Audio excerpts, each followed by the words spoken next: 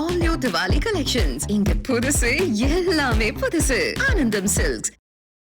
ஹரியானா, ஜம்மு காஷ்மீர் 2 மாநிலங்களுடைய தேர்தல் முடிவுகள் வந்து கொண்டிருக்கின்றன. 2 மாநிலத்திலையுமே இந்தியா கூட்டணியுடைய கரங்கள் ஓங்கி இருக்கிறத பார்க்கின்றோம். 57 இடங்களில் ஹரியானாவில் இந்தியா கூட்டணி முந்துவதை பார்க்கின்றோம். 27, 28, 30 அப்படின்னு மாறி மாறி பிஜேபி ஹரியானாவில் வந்து கொண்டிருக்கிறத பார்க்கின்றோம். இந்த ஹாஃப்வே மார்க் ஆட்சி அமைக்கிறதுக்கு தேவையான எண்ணிக்கையை தாண்டி ரொம்ப கம்ஃபர்டபுளாக ஹரியானாவில் இந்தியா கூட்டணி போய்கொண்டிருக்க, ஜம்மு அண்ட் காஷ்மீரில் தான் ரொம்ப ஒரு சுவாரஸ்யமான போட்டி இருப்பதை பார்க்கின்றோம்.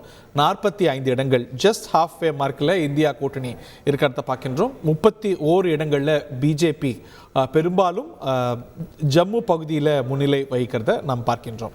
இது ஜம்மு அண்ட் காஷ்மீரில் ரொம்ப மோசமான தோல்வின்னு சொல்ல முடியாதுல்ல பிஜேபிக்கு.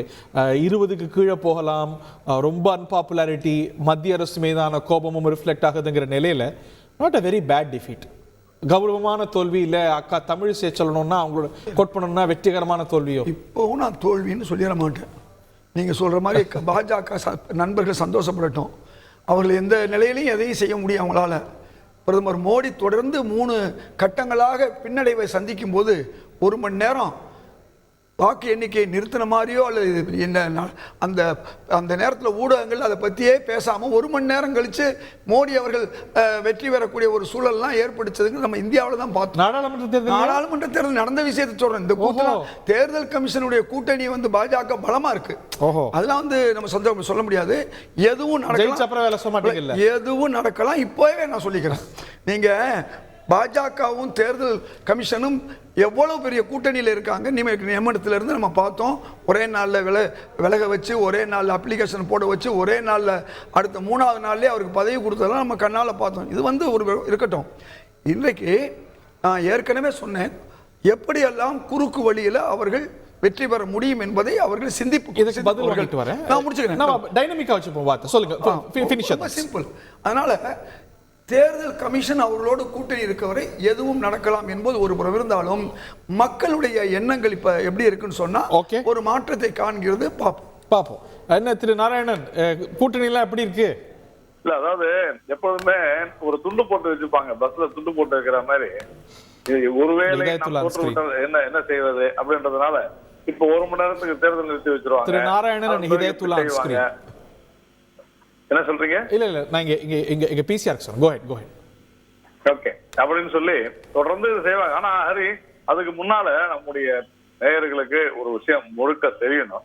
ஜம்மு காஷ்மீர் தேர்தல் என்பது ஒரு மிகப்பெரிய வெற்றி. இந்த மாநிலங்கள்ல தேர்தல் நடத்துவதே ஒரு பெரிய வெற்றியாகத்தான் நான் கருதுகிறேன். ஜனநாயகம் மீண்டும் அங்கு சொல்லியிருந்திருக்கிறது. குறிப்பா சொல்லணும்னா, எல்லாருமே இப்ப நீங்க கூட உங்க ஸ்கிரீன்ல 90 இடங்கள் அப்படின்னு போடுறீங்க. ஆக்சுவலா அது 114 இடங்கள். 114 இடங்கள் உங்க நியமனத்தை பத்தி இல்லவே இல்ல. நீங்க தப்பா சொல்றீங்க. பிஓகே சொல்றீங்களா? பிஓகே சொல்றீங்க. நான் சொல்ற 24 தொகுதிகள் வந்து பிஓகே ஆக்கிரமித்திருக்கிற காஷ்மீர். அப்போ இது ஒரு மிகப்பெரிய சவால். அதை தாண்டி இன்னும் நாம் அந்த 24 தொகுதிகளில் தேர்தல் நடத்தாது இருக்கிறோம் என்பதே ஒரு வேதனையான ஒரு விஷயம். இதற்கு காரணம் காங்கிரஸ். இதை நாம் உறுதியாக சரி செய்வோம். அடுத்த தேர்தலிலாவது அந்த 24 இடங்களுக்கு நாம் மீண்டும் இல்ல முதல்ல அங்க தேர்தல் நடத்த வேண்டும் என்பதுதான் என்னுடைய. 10 வருஷமா இருக்கிறீங்களே, இந்த தேர்தல் எல்லாம் பேசுனீங்களே, ஏன் நடத்தல? அந்த அமோகமான சுமூகமான சூழலை இந்த தேர்தலில் பார்த்திருக்கலாமே. வாஜ்பாயுடைய 6 வருஷத்தையும் சேர்த்துக்கங்க. இல்ல ஹரி, இது வந்து நம்ம நக்கலா கிண்டலா பேசுறது இல்ல. அது கேள்வி இல்ல. You have been in power. 24 இடங்கள், அந்த 24 இடங்களுக்கு காங்கிரஸ் செய்த டேமேஜ், நேரு அவர்கள் செய்த அந்த டேமேஜ் இன்னும் சரி செய்ய முடியாது இருக்கிறோன்றத புரிஞ்சுக்க. எல்லாவற்றையும் விட இந்த கடந்த தேர்தல் நடந்த வாக்குப்பதிவுகள் இந்த ஒரு சில ஆண்டுகள்ல பாகிஸ்தான் பலவீனமா இருந்த அளவுக்கு இல்ல. அந்த வாய்ப்பை பயன்படுத்தி தேர்தல் டிஃபென்ஸ் மினிஸ்டர் பேசினாரு. அதுக்கப்புறம் ஏன் ஆக்ஷனபிளா இல்ல? அது அந்த அளவுக்கு பலவீனப்படுத்தினது இந்தியாவுடைய பலம் அதிகரித்ததுனால அதை ஒத்துக்குங்க. முதல்ல அதை இதே சொல்ல ஒத்துக்கணும் முதல்ல. அப்ப ஊர்ல பொருளாதாரம் சரிஞ்சிச்சு, அதுக்கு நம்ம என்ன, அவங்க என்ன பண்ணுவாங்க, நம்ம என்ன பண்ணோம்? இதெல்லாம் கதை இருக்குது. நீங்க வந்து பாகிஸ்தான்ல பலவீனம் அடைஞ்சது, அதுக்கு காரணம் இந்தியா பலம் அடைந்ததுதான்றத தயவு செஞ்சு புரிஞ்சுக்கங்க சார். டெஃபினட்டா அதுதான் விஷயமே. இங்க வந்து தீவிரவாதத்தை நாம் வேரோடு அறுத்து இருக்கிறோம். இன்னைக்கு வந்து எந்த விதமான காஷ்மீர்ல பயங்கரவாதிகளுடைய நண்பர் நாராயணன் 2014 காஷ்மீர் காங்கிரஸ் ஆட்சியில் இருக்கும்போது 65.80% எலெக்ஷன்ல வாக்கு பெற்றது. இப்ப நாங்க 53 58 நீங்க என்னமோ காஷ்மீரை சரி பண்ணிட்டோம் சொல்வதெல்லாம் மிகப்பெரிய பொய்.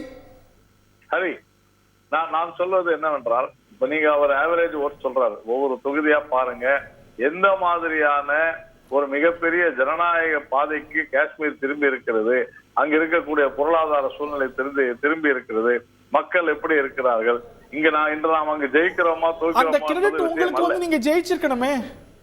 இல்ல அதான் சார், இதுதான் ப்ராப்ளமே. நீங்க ஏன் நேராவா பாக்குறீங்க? நம்மை பொறுத்த வரைக்கும் நாடு வெற்றி பெற வேண்டும், நாடு வெற்றி பெறும். இந்த 24 தொகுதிகளுக்கு அடுத்த தேர்தல்ல கண்டிப்பாக அங்க வந்து தேர்தல் நடக்கும், வாக்குப்பதிவு நடக்கும் என்கிற நம்பிக்கை நமக்கு இருக்கிறது. முதல்ல அதுதான் நான் சொல்ல வரேன். அந்த நம்பிக்கை கூட மக்களுக்கு இல்ல. என்னன்னா நீங்க யூனியன் டெரிட்டரி ஆக்குனது 370 கொண்டு வந்தது, நாளைக்கு காஷ்மீர்னு ஒரு ஊர்ல எலெக்ஷனே இல்லாம பண்ணுவீங்க, ஏன்னா தொடர்ந்து தோக்குறங்கிற எண்ணம் கூட உங்களுக்கு வரலாம். அது உங்களுடைய ஆசை இதயதுல்லா அவர்களே. காங்கிரஸ் எப்போதுமே நாட்டை துண்டாட வேண்டும் என்று நினைத்துக் கொண்டுதான் இருந்தது, நினைத்துக் கொண்டுதான் இருக்கிறது, துண்டாடியது, துண்டாட போகிறது என்றெல்லாம் நம்ம வந்து பார்த்துட்டு தான் இருக்கிறோம். மணிப்பூர் மாதிரி. ஆனால் இங்க காஷ்மீரை பொறுத்தவரையில ஒரு மிக சிறந்த அங்க வந்து ஒரு அமைதி திரும்பி இருக்கிறது. ஏனென்றால் இதயதுல்லா அவர்களுக்கு சொல்லிக்கொள்ள நான் கடமைப்பட்டிருக்கிறேன். நான் கூட கடந்த வருடம் காஷ்மீர் சென்றிருந்தேன், ஸ்ரீநகர் சென்றிருந்தேன்.